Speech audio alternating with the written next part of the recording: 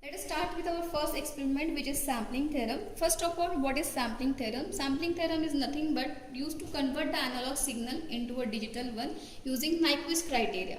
What is Nyquist criteria? Nyquist criteria is nothing but the fs should be greater than or equal to twice of w, where fs is the sampling frequency and w is the highest frequency component present in your signal. There are three types of sampling. First is a ideal or instantaneous sampling. Second is a natural sampling, and third one is a flat top sampling. Basically, the ideal sampling is not used for practical purpose, while as a natural sampling and flat top sampling are used for the practical purpose. We can obtain the ideal sampling by passing the analog signal with the train of impulses. Natural sampling and flat top sample are obtained by passing the analog signal with a train of pulses with particular width. As in the figure we can show, here are the pulses. These are having a particular width. Okay, let's start with the kit.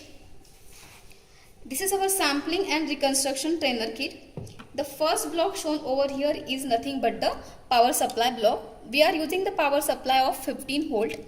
As we are saying, the sampling theorem is nothing but to convert the analog signal into a digital one.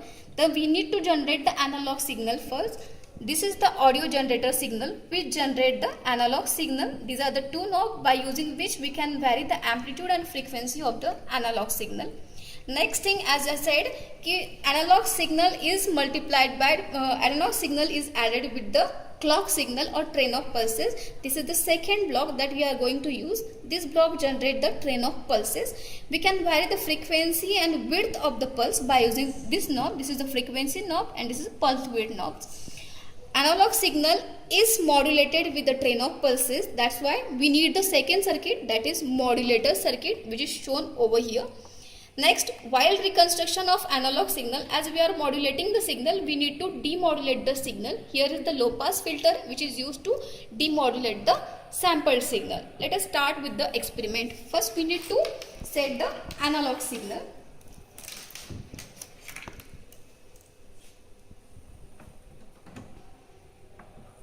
Here we are selecting the analog signal. Here the frequency of analog signal is 2.38 kilohertz, while the amplitude is 25.34 volts.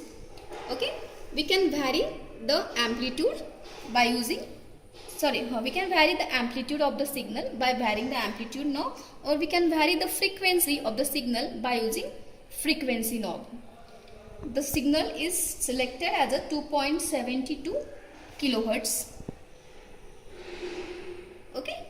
The next thing, we need to add this analog signal with the train of pulses. We don't have to give external connection for the sample and clock circuit because it is internally connected to the modulator. As we can show here, thick line which is directly connected with the modulator circuit. We need to apply this analog signal to the modulator block. This is the second step. Analog circuit signal is added with the modulator and train of pulses or sample clock signal is directly given to the modulator. Here we can obtain the modulated signal, which is nothing but the palm signal. As I said, there are three types of sampling: ideal, natural and flat top sampling. Here different jumpers are given. By shorting those, we can obtain the different three types of sampling. Start with the natural sampling. To perform the natural sampling, we have to short the J1. Okay. Then we can observe the modulated signal, that is palm signal at this point. We can observe this palm signal over here. We can check. Okay, this is natural sampling. This is natural sampling. Okay. We can demodulate this signal by using a low pass filter. We simply need to apply output of modulated signal to the demodulator, and here we can obtain the demodulated signal, that is nothing but the original sine wave that we have sampled. This is the original sine wave. We can observe the frequency, which is nothing but the 2.72 kilohertz. That means we have successfully recovered the modulated signal.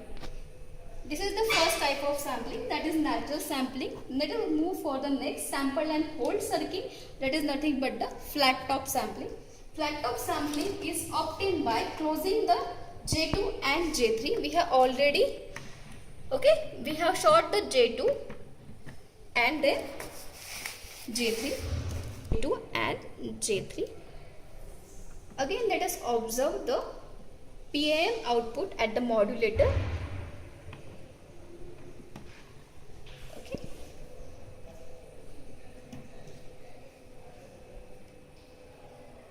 See, we can observe the PAM modulated output.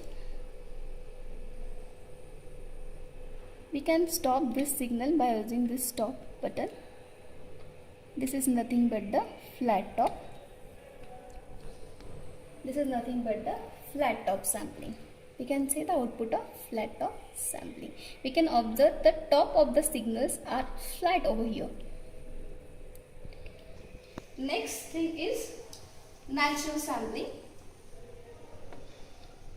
Next one is natural sampling, where we have to short only J2, and we can observe the output at the PAM, and this is nothing but the output of natural sampling. This is a little bit disturbed, but okay,